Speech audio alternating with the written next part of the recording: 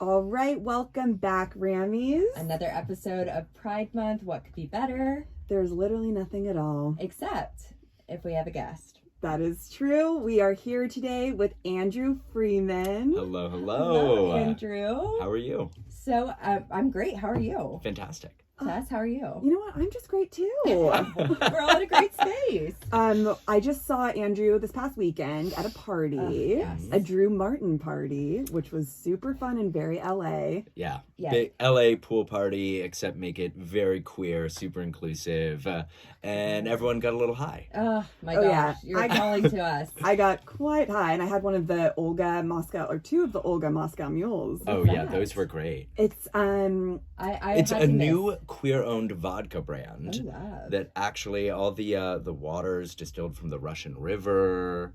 It's all wheat harvested in California. Oh my God. Really cool it was queer-owned so brand. good, and it's named after his mom, right? Yeah. Yeah. Oh, Which we Mhm. love. we love nothing more Yeah. than that. One of Yes. the founders is Julian Morris, who's an actor. Oh my God, Yeah. yes. Oh, Julie. Oh, yeah. Yeah, amazing. He's Oh, in, like that's so Pretty cool. Little Liars, I think. Yes. Yeah. Yeah. Okay, awesome. Yeah, the party was great. It was so nice to see you. We went through 600 joints. Stop. Yeah. 600 pre How much were you responsible Yeah. for? I think I had, let's see, I had one, and my boyfriend had one Yeah. But that's also the beauty about y'all have heard us talk about Drew Martin on like every episode. every episode because they're so great because they're so light. So it's like Exactly. the perfect social joint. So I've talked about before that I started getting into weed in 2020 and I never was like a really big fan because I always felt like I was kind of out of control of my body and all that. Totally. And then 2020 it's like, well, what else are we going to do? Literally. And then when you discover Drew Martin, it's like you're very much in control, but you still have that light, lovely high. Yes, I've been giving a lot of Drew Martin joints to people that are a little bit hesitant, and I'm like, sure. you know what, you're gonna be fine. Like, just start with a few little puffs. Yep. Yeah, And then you'll feel confident, and then you'll want to finish the entire thing. It's exactly. exactly why we created it and exactly how we were thinking about it. You know, we felt that, frankly, you know, like, weed's kind of gotten too strong. Like, Yes. it's really, really strong when, you know, I was talking to like Drew's dad and he was telling me that like back when he was younger, they would buy like an ounce and like sit around and smoke it all day Yep. and then still just kind of be like kind of high. Yeah. You know, and that sounds like a lot of fun. Right. What doesn't sound like fun is getting like one joint, smoking 2 puffs of it, and having a heart attack. Oh, for sure. And no one wants to feel too high. No. Like, that's not the It point. literally happened to me once where Yeah. it's like an infused like pure THC oil or Yes. whatever and I took it one hit and that- like that I was night on the pretty couch? seasoned. Yeah. And Yeah. like I was so glad that one of my best friends because I was like I looked at her I was like I know I'm not gonna die but I feel like I'm gonna die. You have to tell me to my face Yeah, that that I I'm won't. okay. Yes. Yeah. So, Am I still alive? Yeah, am I melting Yeah. right now? Always the double check. Yeah, exactly. Yeah, I talk about this a lot with some of my fellow stoner friends of like Yeah. back in high school, you know, it was just so different than what it is now for 18-year-olds that are starting to smoke weed, that like it's just so much more Yeah. THC that Exactly. I understand the like nervousness that people have now around like, you know, teenagers Oh, for starting to sure. smoke young because it's not what it used to be. Mm-mm. It's just so like unregulated and And when you have one of those bad experiences Oh. like that, like it's kind of like, okay, nope, that's actually not for me. No, Right. thank you. For You have to sure. like get back on the wagon immediately. if you're Exactly. going to keep doing it. And So- there's a lot of, and you know, there's a lot of benefits that can come from using the plant. You know, if you find a way to use it for yourself, if you find a way to incorporate it into your lifestyle. for sure. And that's what we were trying to do, is give people another option, a way that they can incorporate it into their lifestyle that wasn't overpowering, and that wasn't, you know, focused just on getting you as high as possible, as quickly as possible. Right. and we love that. And we Yeah. we do love that. And y'all have done it. And I remember when I first walked into MedMen Mhm. and I saw your packaging is so beautiful that I was like, you. and immediately I remember exactly where I was. I was like, what is this brand? I've never seen this before. It's gorgeous. It's like, has animals on it and like vibrant colors. It's very Yeah. floral, and that's so much of, you know, why people buy a certain Yes. joint or edible is just based on the packaging, the marketing, and you guys do that so beautifully, and it's very unique. So Thank you so much. We We are all we about wanted it. to create something that was, people felt comfortable again, incorporating into their life something that you could leave on a coffee table, not have to hide in a drawer or put something that's something that you would be like, I want to show this off. Right. I want to show this cannabis product off. Yes. Put it on the bar cart, you know, like so much of like your bar cart design is like, oh, this beautiful bottle, this brand that I identify with. We wanted to create something like that, like in the cannabis space, that people could like share it, that it felt shareable with people's, you know, in people's most intimate spaces, their home. Oh, that's so smart. Of not like trying to, with the sort of taboo element of weed, of like not just trying to like something your mom comes over and it's like, where can I put this? Yeah. Hide it, yeah. And there is such a stigma about it that is not like the most beautiful substance, but it is the most beautiful substance. Oh, so yeah. It's an incredibly special and like gorgeous plant. It has been stigmatized, Yes. you know, as part of a history of essentially racist propaganda that has led to the plant being seen this way, when in reality you're talking about just a plant that we know very little about because of its status, you know, on the first tier of drugs, the same as it's classified by the federal government, the same as cocaine is, the same as meth, heroin. That's It's crazy. insane. That's how it's regulated, as a Schedule 1 substance. Ridiculous. It's wild, you know. But that's the history of a long set of policies that have led to it being viewed like that, when in reality, you know, this is, and especially, you know, we talk about places where it's grown, like here in California, where it grows like really beautifully and naturally, and there's an incredibly rich culture of people cultivating this plant here for a long time. And it's like, we work with an incredible farmer. Her name is Tina Gordon. She's been in Humboldt County growing for 17 years now on this beautiful piece of property. It is like what a dream. 4 hours like away from the closest town, dirt roads, up in the mountain. It's gorgeous. Have you been? I haven't been yet. Drew's spent a bunch of time. Well, call us when you go. Yeah, I'll call. If you need a buddy. Yeah, It is so cool, and she grows everything regeneratively, meaning she's growing it with alongside other wildflowers, other vegetables, and things like that. And she also grows everything on lunar cycles. So based on the status of the moon, she's cracking her seeds, she's planting them, she's harvesting. Can I get her to number maximize- also? Yeah. I'd love to chat with her. What a dream job. Tina's incredible. She's actually staying with Drew and I right now. Oh, she's at our house. cool. Yeah. Oh, she sounds like a dream. she's I'm she's sure it's so very cool. hard work too, but like that is the Nancy Myers movie that I want to star in. It's called Moonmade Farms. It's Farms. absolutely beautiful, and she actually has she sells her flower as a product line as well. That's at MedMen. Oh, Moonmade. great. Well, we'll definitely be checking Yeah, that it's out beautiful. as well. Oh, that's so Yeah, exciting. I'll make sure to get you some. Yeah. Oh, we would Thank love you. that. Yeah. We will take it. Well, we're so excited to chat with you and hear your history in the cannabis space and being a gay man in the cannabis space. So, just to start with the basics, where did you grow up? When did you start smoking weed? Right. How'd you get into all of it? I'm from Florida. I still remember the first time I ever smoked weed was I was raised Jewish, and we were on a like youth group trip.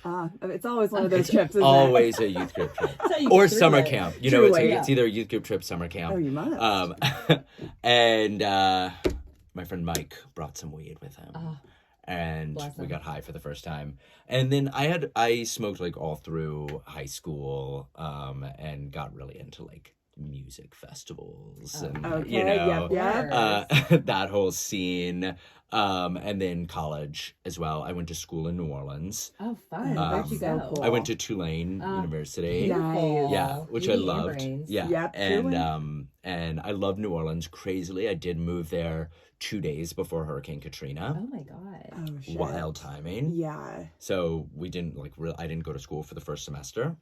And then when I came back, I was just like really thrown into the redevelopment of the city and working within mostly like the education system after the storm while going to school, which was really cool. Wow. And I ended up staying in New Orleans for 13 years, Oh my gosh. which is where I met Drew. Oh. How'd you meet? Yeah, how'd you meet? You know, Drew and I met at well after a time either of us should have been out still. The best, Story. Exactly. You know, Of course. 3 a.m. at a bar. He was living in he was living in Nashville at the time. So Drew had spent probably a decade just kind of traveling the world. He was living in Brazil for a while. He was traveling through India. He lived in Hawaii. He was working on cannabis farms in like Humboldt, Mendocino area. He then... It really sounds like you're talking about made up people. No, I know, it's crazy. It just keeps getting better and better. I think it's crazy too. He's like been doing all of this stuff, kind of traveling the world. He ends up at a off the grid queer commune in Tennessee. Oh, in that's Tennessee? like, yeah, Wow. there's an off the grid queer commune in Tennessee. That's like an intentional queer egalitarian community where Drew lived for a year. Wow. And it was there where he actually met and started working under, everyone in this community has kind of roles. Right. You're not forced to do anything. There's not like a chore chart or anything, but people take on kind of roles within the community.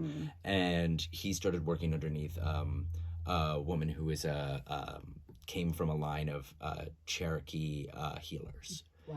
And started learning herbalism. So they would go and spend the days foraging plants, making medicine out of them. And that's where he got kind of really into herbalism. Now, also, when he was there, he was living, like, in a goat barn. Like, on the... The other stuff like, sounds nice. I yeah, like the a other real stuff- bed and, like, Yes. real Oh, and, like, a The flushing shower, toilet, maybe. maybe? yeah, that's a must. Yeah. Yeah. A shower. Yeah. We're not much of a No. campers, you could say. Listen, me either. We need the glam That theme was know? Drew's experience. story. That was Drew's story. But we love that for him. We Yes. love that for him. Yes.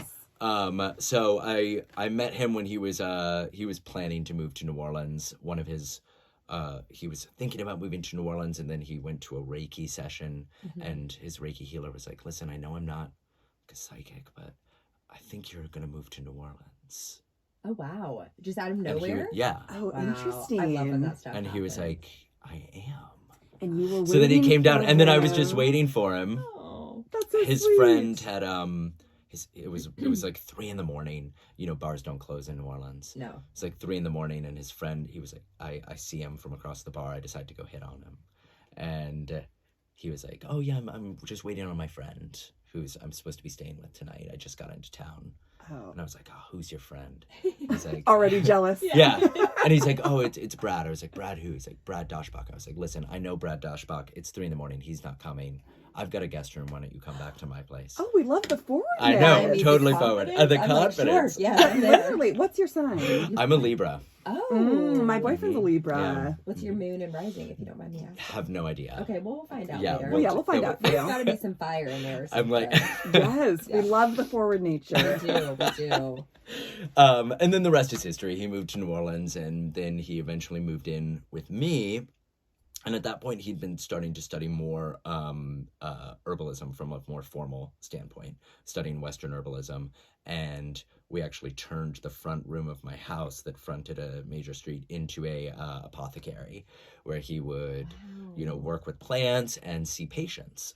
And Wow. Oh, wow. What would people primarily be coming in for? so a lot of it was like regular, like a lot of pain, a lot of anxiety. And then there were certain patients, because Drew at this point, he'd already been working a lot with cannabis and working with it, from living on the farm. So he was incorporating cannabis into this, which is not something, there wasn't even a medical program at the time in Louisiana. So he was also actually working, with patients that were going through cancer treatment, that were dealing with severe stomach issues like IBS and Crohn's and stuff Yeah. like that, as well as even some children with seizure disorders and things like that. Wow. At the time, I was for a long time working as a publicist in PR, and a couple of my clients became his client, and we had this one mutual friend who was like, "Guys, it's like going legal in California. What you're doing is so cool. Like, why don't you think about California? Like going out there." Of course. And I don't know, I'd kind of been like reaching a point in my career where I was like, I needed to figure out what was next. And Drew had been in New Orleans at that point for 2 years, which is probably the longest he'd been anywhere Yeah. in a long time. Yeah. He's No like such a kidding. nomad, you know, like Totally. So he was like, yeah, I'm ready, let's do it. Did you come to LA first, or did you go to San Francisco? Or We came straight to LA. Oh, okay. And when he was doing the herbalist Uh-huh. in New Orleans, were you involved in any of the growing process as well, or just Nothing. kind of just watching? It was all just of it? in my house. That's I amazing. mean, that's great. And then, yeah. At this point, were you guys like, let's work together on something, or you just like, I have some clients? when our and- when our mutual friend said that and was like, and we started thinking about what it would mean to try to like actually turn it into a company, because Drew was doing that, running the herbalism practice, and the apothecary, but he was also working in bars and restaurants at night. He was a mixologist, like really high level, like James Beard Award winning cocktail Oh my programs. god, a great person to be in Like a relationship really, with. Literally, like, really, if you he was could doing pick really cool one stuff. industry. Wow. He was doing really, really cool stuff. And so it's like he was doing that, you know, and so we were all trying to figure out like what we wanted to do and what it would look like for us to work together. Yeah. And then we decided to just make the leap and kind of moved to LA almost sight unseen. We didn't really Wow. have like a big network Well, here. sometimes that's for the best for us. Yeah, you just know? jumping. Literally. Just So you do just it. don't overanalyze it. You're like, let's Yeah. just go live out the dream. Yeah. And my job allowed me to like work remotely for a while and do that. good. So it was also, we had like a little bit of a at least like landing pad. It wasn't like, you know, I was able to still work Right, which is for a nice to while have. while we were figuring things A out. little cushion. Yeah, a little Always cushion. good. Absolutely. So when was kind of the start of Drew Martin as a brand? So we came out here and really pretty quickly we started like making connections within the industry. Our third week here is when we met our co-founder is now, Nick. Wow. Just beautiful, like got connected via mutual friends. Amazing. And hit it off in such a huge way and became not only, you know, in this business together, but we're best friends. And The best. it's like, It's the best thing. it's so much You can do fun. that. It really is. People always are like, how do you have a business with your best friend? And you're like, how do you not Yeah. have a Truly, I business with can't your best friend? imagine. It's great. You know, I was talking to someone the other day who also runs a business with his partner. And he said, I call it being all in on life. Oh, I love that. Yeah. I Isn't love that good? too. It's so good. Yeah, I think there is this perception that it's like it's harder if it's Mm-hmm. with your partner or with your friend, and it's like, I mean, have you experienced any of that, or do you think it's You know, there's obviously challenges with Yeah. it. It's a whole, you know, mix of it because you lose a little bit of the separation piece. Mm. You lose the piece where you're like, you know, when you go home to your boyfriend or whatever, like if something was bad at work, like you can kind of leave it there. And it's kind of hard if you've both gone through the bad thing at work A together. partner is you know? different than even working with a best friend. Oh, That's Yeah. like for adds a sure. whole other layer. Yeah. And then even with your best friend, it's like, oh, cool. We're going to go to this party this weekend, but we actually had a really awful, like something Right. at work or something Yep. like that. It complicates it complicates it a little, but also you get these higher highs that are really fun too, where you're like Yes. celebrating something with your closest and the feeling of building something with someone that you already have a close personal relationship with is really special. That's amazing. Yeah, the I feel wins grateful. must just feel so Yeah. amazing Yeah. to both of you. Yeah, it makes everything really, really fun. Yeah. Totally. Yeah. So when you started and you're kind of like getting momentum, Mhm. what sort of like were you like, oh, this is going to be hard to break into? We don't like. Oh, We're yeah. seeing some challenges. We're Oh my expecting gosh. some obstacles. And like what was? Just real quick, was this recreational at this point when you guys are in California? Yeah, Was- we moved here in 2018. Okay, So okay. it had, I think January 1, 2018 was when the recreational program like officially started. Okay. So you're like Great. time to party. time Yeah. to party. Mhm. So, We but were like, yes, time to with party. yours, Yeah, so- struggles with that. Yeah, was it, what were the sort of obstacles? I mean, there were obstacles that were both, like business obstacles, specifically like the cost of getting a cannabis business up and running with the level of regulation is beyond. It I was can't imagine. so crazy. And trying to figure out, how do we do that? How do we fund something like that in a sustainable way? How do we, do it smartly? Yep. Was all, that it just kind of threw it forced us to create a business plan for something that was different than, say, if we were like, oh, we just want to create a t-shirt brand. We can sell them online. We can do this. It's super easy. This is like the amount of red tape that you have to go through in order to start a cannabis business. And it's also wild. so new. Like, people have been creating It was so t-shirt new. lines forever, but like Sure. this is very new. And is a very lot of new. steps. Yeah. A lot of steps. So that was certainly difficult. And then, of course, from the more cultural side, what we were really interested in, and something we touched on already, was just that how do we create a product and how do we create a brand that is actively breaking down stigma, you know, which is also just a whole different, you know, approach to things. And then at that point, we're not only just making a cannabis brand, we're making a cannabis brand that some people aren't going to like. You know, that people entrenched in the industry aren't going to like as much, and that we may face some pushback there. So we're looking at, you know, how do we find like-minded people within the industry to build with and to build alongside and to work together. It was a complicated process, and I'd say we moved here in 2018 and started working on it immediately. We were ready to launch right in April of 2020. Oh my God. Thank God you did. Which was, God. thank God we did. But also, you know, we just finished a photo shoot that was completely all about the joints being a social joint. Oh, God damn it. Of course. It was all like people, You're like, share people it, like, yes. exactly. And that's what the whole photo shoot, I mean, we just had like a mountain of assets of, you know, God damn it. beautiful girls and boys like sharing joints at a party. Totally. And then it's April 2020 when we're launching. Well, thankfully people were probably like, we don't care. We'll just take anything Yeah, we can get our hands on. We were That's- so lonely, so sad. Which is super fair, but we just had to like scrap all of that, scrap all, you know, of course it was all dinner parties and stuff like that. And that's Right. when Drew and Nick and I were developing our friendship, the way that we kind of started, because we were all interested in the cannabis industry, was with dinner parties. And Nick is a chef. He's a trained chef. He worked at Jean Georges in New York. He went to the Culinary Institute. And I need to hang out with you guys. yeah. Not to invite us to everything. We but do you're Wolfgang saying. Puck here, and so he's a trained chef and also a sommelier. Wow. Perfect. And Drew, of course, has the whole cocktail side and with the joint. So Nick would set a menu. Drew would do a cocktail pairing. Nick would do the wine pairings, and then there'd be a joint paired to each course. That was like, Stop it right Gorgeous. now. We need to start doing this. and we know. started hosting these dinners, and that was like that's how we really built our friendship, and how we kind of built the comfortability with each other to like, let's go into business together. For sure. And when we were launching the company in 2020, we were like, oh yeah, let's do dinner. We're going to do dinner parties. We're going to find chefs though, and we're going to do this whole, but it's going to be the same concept. You know, these beautiful dinner parties, small, intimate things. We're just going to do a bunch of them.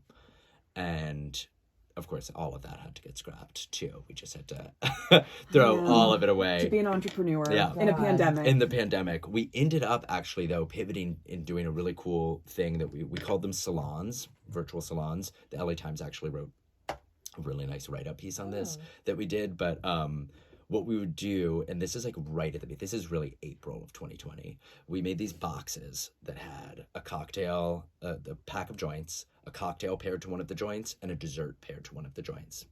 And then we would find a host, like a producer or an influencer or something like that, and have them invite 10 people. And we would hand deliver these boxes that had this, like the fresh cocktail, all of this. And then we'd get everybody on Zoom that evening at like 7:00, and we would do a little pairing, walk them through a pairing. Everyone would smoke the joint together. And this is like really early pandemic when everyone was like really, That's so nice. Wow. What kind of desserts did. would be in there? Oh my gosh, they were actually like so gorgeous. We did one that was like a rose, like a filled ganache that was like a filled chocolate, like a ganache filled chocolate. One that was that one with the rose petal peppermint. Oh yes. There was Oh, we know. there was like a really beautiful like ginger chew, like a patafouille, like a ginger patafouille. The one with the ginger lemon. lemongrass Yeah, is the my ginger. favorite. I know, I love that's Drew's favorite. That's Drew's favorite It's one. so good, and it's like my stomach's feeling a little bit off, and like sometimes on like a Like Sunday the right morning, up. I'm like, It's let's perfect. just like it like eases everything, Yeah. just settles the tummy. That's which what's we love. really cool about the introduction of the botanicals, as complementary to the cannabis. Yeah. So how did you decide on all of those botanicals? Yeah, do you because they're mind- so interesting. Yeah. Yeah, explaining how that Totally. sets your joints apart from Totally. others who might not know about it. So, Yes. our joints are really kind of like, we talk about them like spliffs, in a lot of the world. And, Drew spent a lot of time traveling. People mostly roll tobacco and hash together is like the primary way that Reminds me people, of college. it's the way that people mostly like a lot of people enjoy cannabis throughout the world, throughout the Middle East, throughout Europe, Yep. like that. Totally. It's very harsh. Yeah. Yeah. Mhm. Harsh for the Hash and lungs. tobacco. Heavy, Hash yeah. and tobacco. And we make spliffs, but they're cannabis, and instead of with tobacco, it's with these complementary, all organic botanicals.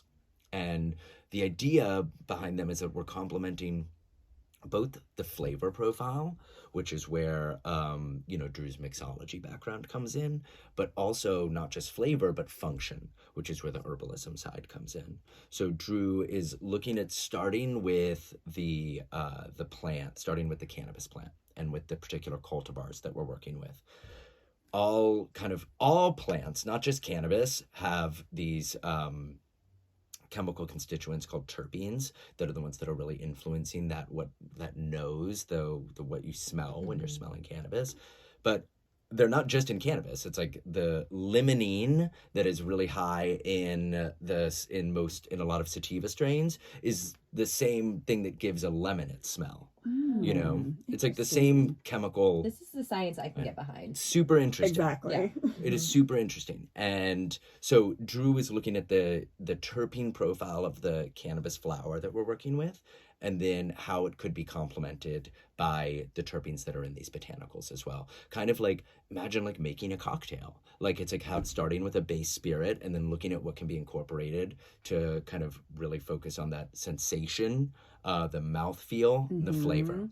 And it's so nice when you're done smoking it. Like you can just like feel it on your lips. It feels so refreshing, other than compared to other joints. And it doesn't stink. Exactly. No, it's And, They like, smell really your nice. house doesn't smell after. Exactly. You can, like, keep all the windows It's closed, so and nice. it's like, oh, just like lit a candle. Yeah. Yes, truly. Yeah, like an incense. It's Yes. so cool. It is so cool. And then the other side, of course, is like that functional side. So when we're looking at working with like a sativa strain, when Drew wanted to pair that with ginger, lemon balm, and Damiana, you're already talking about an energizing cultivar selection. And then when you pair that with ginger, which is super uplifting and energizing, Damiana, which is also like an aphrodisiac. Oh, okay. Mhm.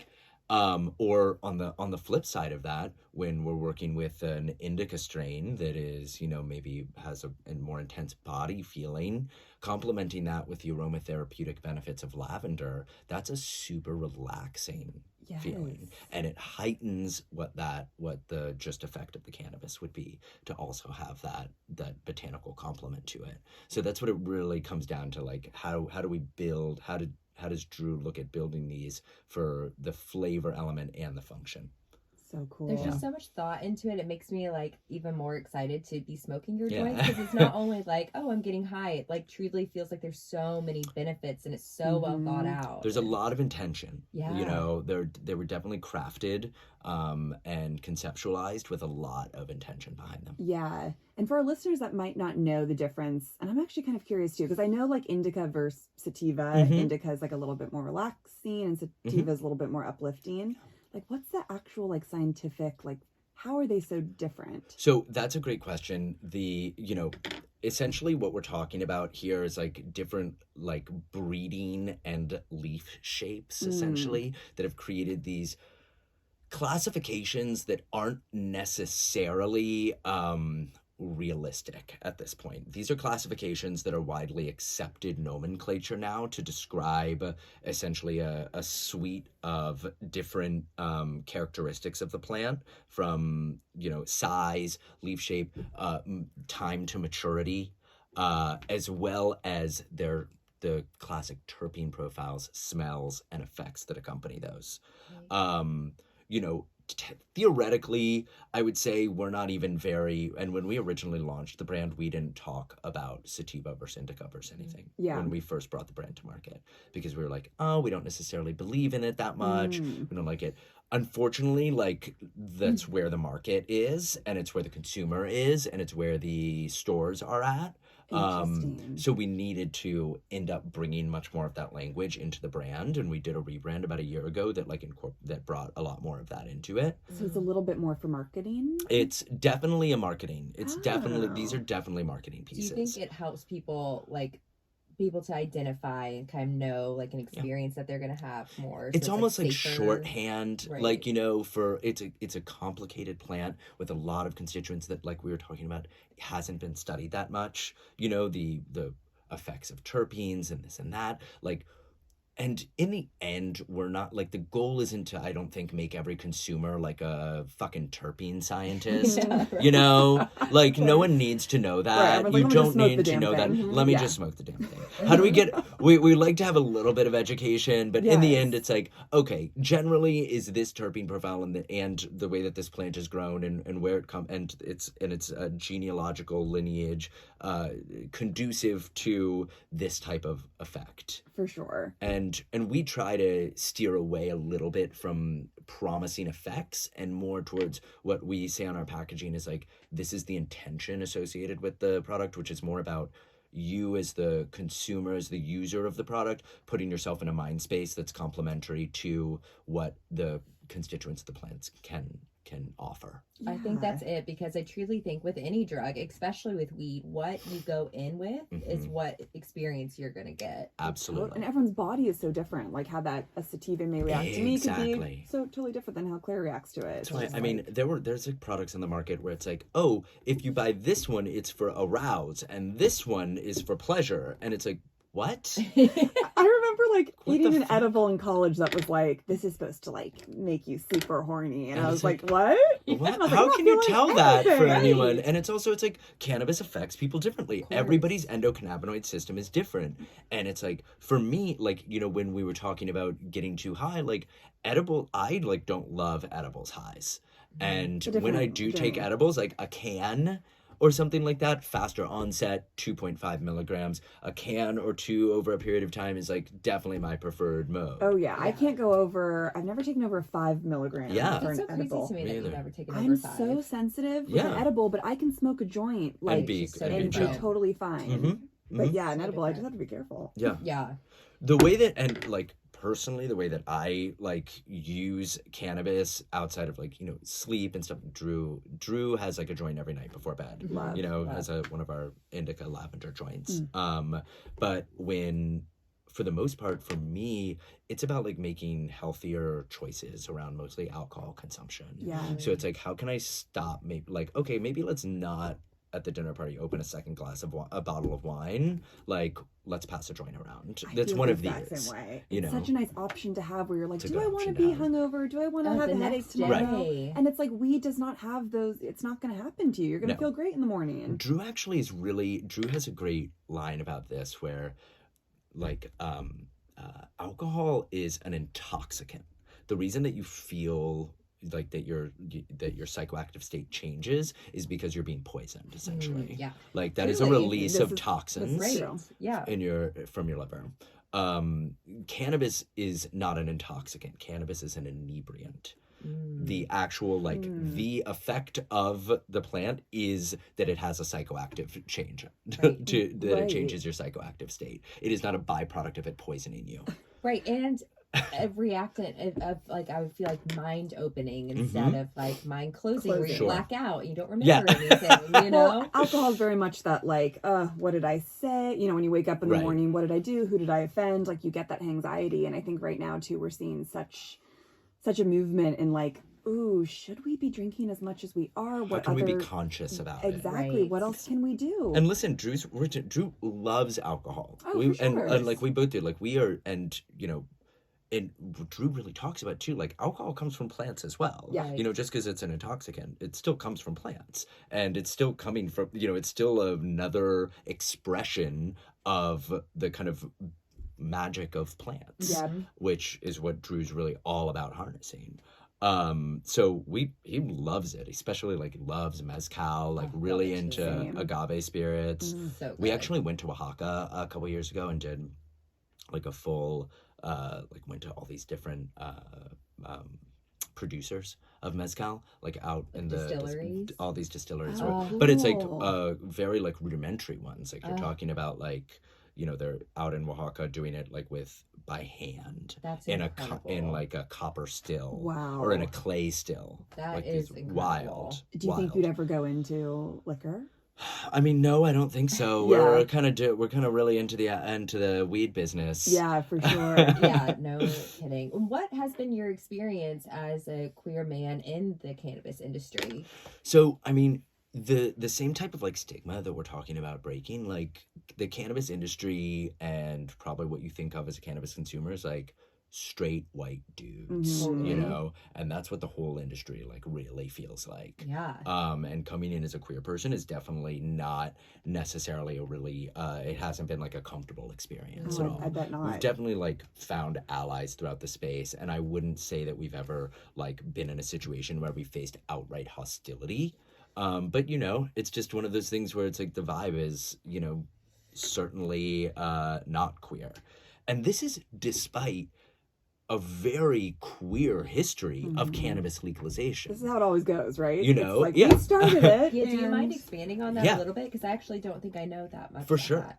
And this really goes back to, this comes back to, I mean, California has been leading the way in cannabis legalization for you know, since the beginning. And it goes back to San Francisco. The first cannabis, the first piece of cannabis decriminalization legislation was ended up being passed by Harvey Milk Yes. weeks before he was assassinated, actually. Wow. But behind the scenes of that was a man named Dennis Perone, who was a cannabis advocate.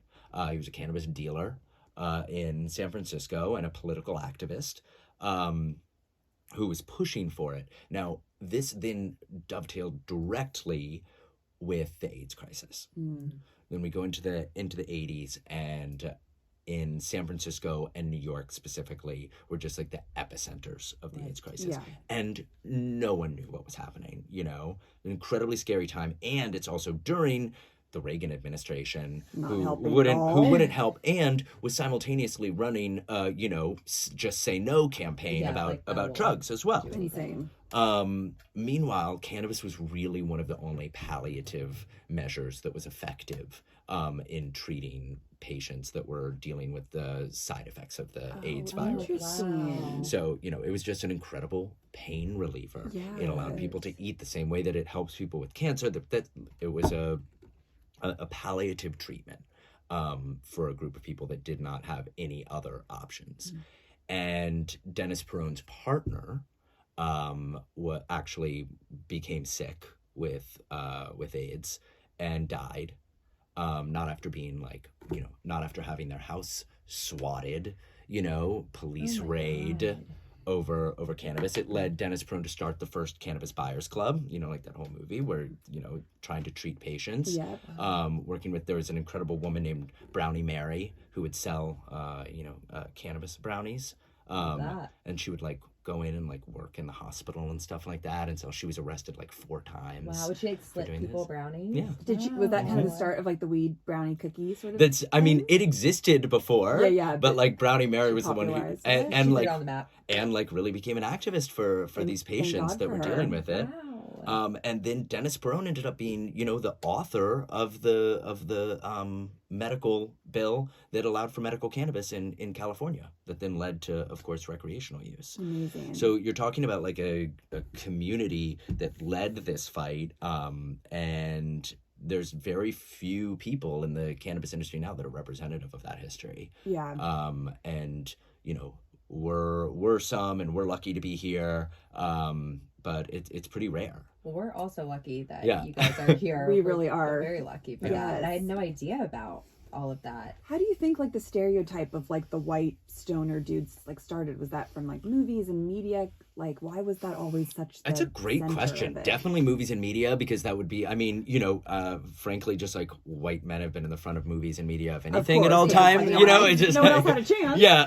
Exactly. So it's just kind of like they get to be everything. But yeah, that it's an interesting question, and one that I don't know. I actually can't even imagine. I don't know. It's probably like white men are typically making legislation. So it's like if they're doing something that all of a sudden they decide isn't bad for them and that they can profit off of, then they'll be at the forefront. And but they keep everyone else behind it. Oh my gosh. And that's been now the story of the larger question of legalization across the country, and how it's, like John Boehner on the board of one of these large multi-state operators. It's all quite cynical and gross, but we're all for increasing access to the plant and increasing. There's still, Drew still talks with some of his patients that are now in like Georgia and Alabama and stuff like that, who it's like they still don't have any access to the plant. They still don't have it, and we take it for kind of granted now. It's like, I know, if cannabis was something that really helps you, like you could just go to pretty much the store and get it to 3 different stores from my house. For sure. And I don't really also remember a time when I couldn't. Like, I was trying to think about this the other day, and I was like, you're from California. Yeah. I grew up in San Francisco. Oh my gosh. And I was like, how did I used to get it? I was like, I think I had a number of a Yeah. guy. Well, we had to use a number when we went to Texas not that long ago. It's so crazy. Right. You like called up a drug dealer. Well, listen, I mean, it is still almost the majority of sales in California are still on the illicit market. That's crazy. Despite the amount of access that we have, because frankly, you're talking about San Francisco. We all live here in Los Angeles, but 3/4 of municipalities throughout the state of California have outright bans on cannabis businesses. So you're talking about many, many, many places that are not even being able to be served by dispensaries. I had no idea. Because they're local, Same. because of the way that the legislation works here, in order to get a state license to do anything with cannabis, you need to also have a license from the municipality that you're working with. And municipalities have an option whether to allow cannabis businesses or not. Wow. Gosh, we just really live in a little bubble. Yeah. Like, whenever I hear about we these do. things, I'm like, we're very lucky. We are. And this is actually a question Claire and I were talking about advertising with weed. Oh my gosh. Like, how does one, like, are there very strict regulations with what you can put on your social media, how you can collaborate with other companies? Yeah, there's strict regulation across everything. I would say that most probably the biggest hurdle has been you were gated off from using any of Facebook's marketing platforms. So we can't do like Instagram, we can't boost Instagram posts or do Instagram ads or do anything like that. We can't do it. We can't do it on Facebook. Twitter just 2 months ago started opening up to cannabis companies to be able to advertise. Pretty much the only paid routes that have been available have been, outdoor advertising, which also, as of about a year ago, changed to like if a highway connects to out of the state, you can no longer advertise on that highway. Oh my gosh. But you see alcohol advertisements like theoretically you couldn't advertise on like Santa Monica Boulevard. That's crazy.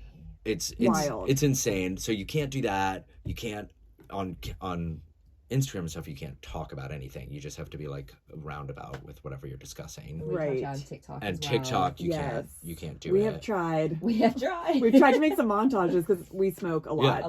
Yeah. On the podcast. That was kind of the start of the whole thing. Is let's get high, let's get a cocktail and chat. And we've just been shut down. Yeah, it is absolutely unfriendly, and that's because the federal government still treats this like it is heroin. Yep. Yes. In the eyes of the federal government, in the eyes of the Department of Justice, and any of these large media platforms that also, to some extent, are, have contentious relationships with the government, wouldn't want to give them any reason to come after them. If they started taking money from cannabis companies, theoretically that could open them up to action from the IRS or the Department of Justice or whichever. We actually still, as a business, there's a really interesting thing for cannabis businesses. It's awful. It's called 280E, which is a tax code that says that we are not allowed to deduct business expenses. So we can't write off payroll. That's our favorite thing. That is our favorite thing. We say that with like everything. Write it off. Yeah, exactly. We are not able to write off any business expenses except for, and this is the funny part, except for the weed. What? So we can write off our cost of goods sold, the actual like weed that we buy to put into the product. We can write that off, but that's it. We can't write anything else very off. intentional by them. Yeah. For sure. That's crazy. Yeah, so we're, you're just kind of screwed across the board in the industry right now. But there's a group of people, there's even a group that we were talking to recently. It's like the Cannabis Media Council that is trying to kind of create a set of guidelines for cannabis companies and media companies to make it so like that everyone feels comfortable advertising cannabis. Like, let's work if together. we all do it this way, if we all follow these guidelines together, then we're going to bring on partners like Hearst and Condé Nast and stuff like that. And if you're working with us, you can kind of get onto these platforms because you're vetted, because you're following this set of standards. Right. Well, hey, meet in the middle. Yeah. I mean, like, we're all on the same team. Yeah. Everyone wants to get high and everyone wants to get paid. Yeah, Right. exactly. Everyone. That's it. That's it. Yeah. Good God. Well, my we have a little game Okay. before Love it. our time is up that we've created Love for it. you. It's a little this or that, Mm-hmm. and then we're gonna ask you a final question after we're done with the Okay. this or that. You want to take it away, Tess? Shall we begin? Yes. Okay. Well, I know we were just talking about this, but sativa or indica, if you had to choose, if it was real. Yeah, If it's real. Now I Okay. don't believe it. With that, sativas. Okay. Same. Same. Same. Bowl or bong? Bowl. I Bowl. actually remember at summer camp I made a bowl, but I had to like disguise it. What'd You know, make it because out of? it was like, well, it was like clay. Uh-huh. It was like in the clay studio, but you had to make it. Oh I my had to God, make that's it look like not a bowl. So I made like a lizard with like a really big lip and like big eyes I for hope the you still carb. have and I know, that. like, everything please like sell that. I do. It's at my parents still have it. Oh, that Manufacture is a it. Uh-huh. Yeah. Yeah, It'd be like a little holiday holiday gift. gift. My I love it that. weighs like a full pound. So Did I- you have you ever gotten like way too high off of a bong rip? Oh my God. Yeah. Do you smoke weed if you have not? Yeah. I mean, I haven't done it for a long time. I don't know if I can go either. back. Yeah, like a Very gravity scary. bong. Oh. We used to do that in Body's just like, Yeah. what did you just do I to know. me? Scary. I also love a bowl. Yeah. Yeah. I love why a bowl. not? It takes me back. Yeah, we smoke like my boyfriend and I smoke a bowl maybe like once a week. Mm-hmm. Because Yeah. I don't even think I have one. I'm a joint girly. Yeah. We actually just got these. There's this incredible company that's based out of Paris that creates these beautiful design objects. I'm gonna have to like send you a picture of this and the name of them. But they make this beautiful like little ceramic pipe Oh. that is like so nice. Love We have it that. like displayed on our little I know she's coffee so table right beautiful now. and like I such a agree. it's just like art. Yeah. I agree. There can be ugly ones though too. No, This is true. Like anything. Yeah. Edible or joint of Joints. course. Come on. Same. Yeah, same. Joints. Joints forever. All the way. Yeah. When you have the munchies, sweet or salty? Oh, salty. Like almost all the time. I'm a big savory snack person. I am as well. Yeah. God, I'm like, give me both. Yeah. Like, I need to Yeah. switch off. Like a little yeah. like Sweet and salty, I love. like kettle corn Yes. with some like Big time. like pretzels Or like sort an of ice thing. cream with pretzel Yes, situation. I love that. Oh. Love You know, that. Drew actually doesn't like sweets like at all. I don't know what that's like. Except for ice cream. I don't know what it's like either. I do like desserts. Except for ice cream. He So loves ice cream. That used to be me up Yeah. until 2 years ago, and something in my body switched. I used to not be a sweet person either, and then And now you are. I just love can't it. go back. Oh, yeah. I just love ice cream. I just had. Truly. They're not in here anymore, but on the way over here, I ate 2 of these, like, C's, the can. Yes. Oh, of candy bar. course. Okay, they have these, like, peppermint, like, they're like peppermint patties, but they're hard. I know exactly what you're talking about. I love C's candy. Oh good. my gosh. Nick's so mom had good. like a big display of them in her house, and I like grabbed a handful of them, and I ate 2 of them on the way here. As I you love should. them. As Yeah. you should. Gorgeous. When you're high, do you want to watch a funny movie or a thought-provoking documentary? Oh, funny movies always. Yeah, funny Same. movies, sitcoms, something old. Yes, like a as comfort well. show. Yeah, like definitely a comfort movie or something like that. Though actually, I also do like to watch scary movies. When you're high. When I'm high. Andrew. I know. Okay. Wow, you're going for it. I know. It's like I really like to commit to the bit, Yes, you know?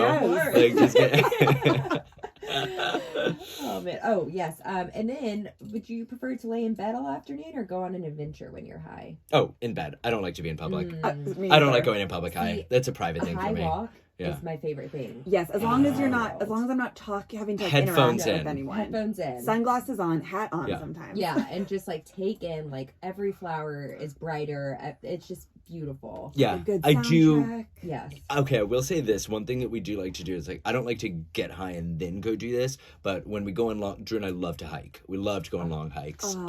And when we're hiking, like normally we will like smoke a joint when we get to like the top or Oh, that's whatever. so nice. And then and then it like changes your whole like second half of the hike. It really, yes. Yes. Being in nature, as long as I'm with people, yeah. But, yes, but I feel otherwise comfortable we're in with. bed. We're watching Housewives. Yeah. Oh. Editing. And we definitely Yeah. are. we are scrolling. Yeah. I am Scrolling Housewives eating. I am very deep into TikTok. Same. I'm like, it's been 4 hours. Get off your phone. Where am I? Exactly. Oh, so funny. But our final question that we ask all guests: Okay. if you could smoke a joint with anyone in history, dead or alive, who would it be? History, pop culture, your Yeah. life. Oh my gosh. Okay, for me, it would probably have to be the artist Robert Rauschenberg. It's a weird answer probably, but No, we love it. he's I just don't like my care. Yeah, he's I a don't he's a know. visual artist. He's dead now. He's a queer man who made art in the 60s through 2000s when he died.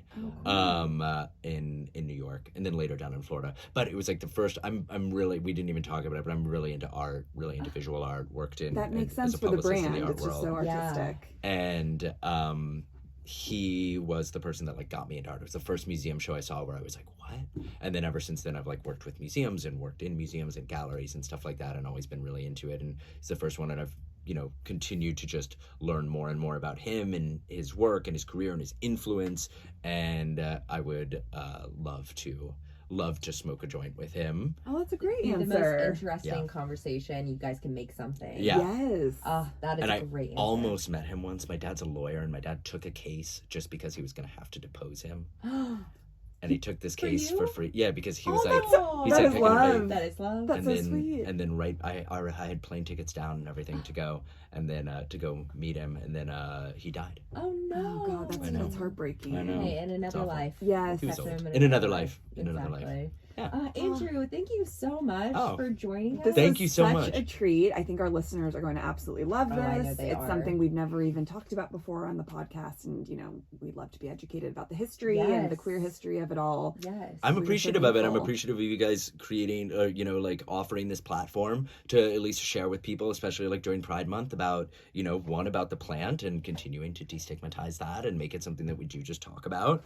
And also about the, the intersection with queerness and all of that. So thank you for doing that. Oh, Thank of course. you. We're honored. And where can people find you Yes. guys? Oh my gosh. Okay, so in California, if you're down in Southern California, we are available at MedMen's, Sweet Flowers, Northern California, Apothecariums, statewide delivery via our website, truemartin.co. Okay. And in New York, we are available in the city at Housing Works, Union Square Travel Agency, and Gotham.